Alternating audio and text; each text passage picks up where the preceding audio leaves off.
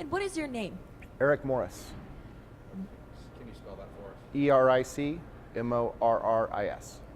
What does CETA stand for?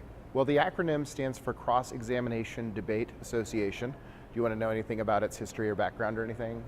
Can you describe the organization for me? And in present or historical senses, or both? Both. Okay.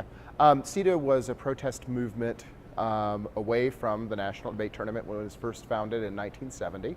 The people who founded it had a variety of goals, including discussing different kinds of topics, not just policy debate topics. They wanted to have a different travel schedule that separated the fall and the spring. They wanted to restore cross-examination, which is one of the speech areas during a debate that they thought was important. Some of them felt like people were talking too fast, etc. It grew slowly, and by the mid-1980s, it was a huge organization with a national tournament pulling in slightly over 200 teams. And in fact, the national tournament grew out of the end of the year tournament, which used to be at the University of Nevada, Reno. And over time, people said, well, we're going to have a national tournament, and so we'll just kind of take over that weekend and make it into nationals. In 1997, CETA and NDT, two organizations that had kind of existed in opposition to each other, decided they had more in common than different, and so they decided to merge together, with CETA writing a topic and then NDT retaining the ability to tweak it if they wanted to, but they've never done that. So the two communities are largely merged as one community. Very cool. And what is your role in this organization? I am the first vice president of CETA. We elect presidents, we elect people into the second vice president position, and then you slowly move your way up to president over the course of 3 years. Very cool. And what type of effort and preparation do students put into preparing for this national tournament? Well, the research that they engage in is a year-long process. About 3 years ago, a lot of people went to debating paperless off their computers. Before that, a typical team might haul around 4 or 5 Rubbermaid tubs filled with research that they had collected both over that year's topic and on more general topics that oftentimes come up in debate rounds.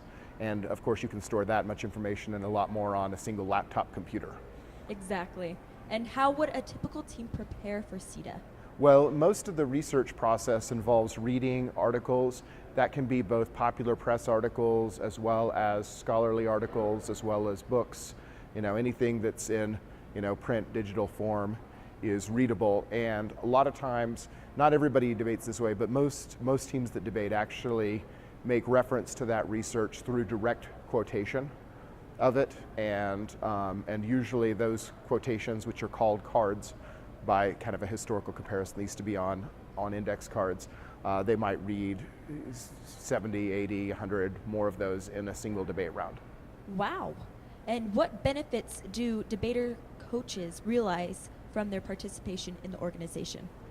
Well, the first thing is that the process of debating is a process of researching. So, you can kind of get excited, I guess, about a class if it's really interesting to you, but a lot of people really take in a lot of information because there's a test tomorrow. Debaters take in information constantly because the competitive incentive causes them to want to read more and more. And so if you just kind of think about how eagerly you approach the reading on the favorite class you've ever taken, that's the way that a lot of debaters approach learning about the world around them and a lot of the topics that they research. So I've had people, who are kind of like, oh, I just had an argument idea, but I'm here at a party, I'm going to pop out my laptop and, jump online and research it for a half an hour or so. That's awesome. What's the best part about CETA in your opinion? The best part of it is the size and diversity of the organization.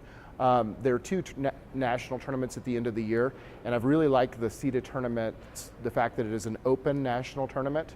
I have had people who worked really hard their whole careers, did not have the kind of records that you need to qualify to the other national tournament, and so CETA is the tournament where they would always finish their debate careers.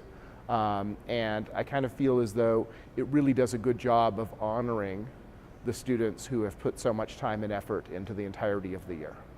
Very nice. And in addition to the educational benefits for the students, are there other advantages for the students? Beyond the educational benefits, yeah, a lot of people consider the debate community part of their home community. People are excited to go to tournaments because they see some of the same people at those tournaments, and a lot of those people end up as close friends. I mean, there are people who will meet through debate tournaments that will get married to each other or be in each other's weddings. It's just not that unusual. It is a community that stands unto itself, and I probably spend about as much time thinking about the social community that I know through debate on the weekends as the social community back home where I live. And how does debate change students' lives? It changes their lives several ways. One of the things that's nice about it is that they travel and see new places. I do a lot of fundraising with alumni, and I was meeting up with one of our attorneys who lives in Los Angeles. And the first time he had left our area of the country and had been to LA was because he was there for a debate tournament. And he eventually decided that that was where he actually wanted to live. So I think that the travel element of it is part of it. Part of it is the close contact. The people that coach at various schools are some really smart people. And so sometimes in a class you might get to know whoever the professor is, but in a debate round, that same professor would judge you, listen to what you and another team had to say for an hour and a half, think about it, and then render a decision where they talk to you for about 20 or 30 minutes. Now imagine if every time you submitted a paper in a class, the professor talked to you for 20 or 30 minutes. That would be a fabulous experience. And at a debate tournament, that happens 6 to 8 times in the preliminary rounds, and then again in the elimination rounds. All right, thank you very much, Mr. Morris. You bet.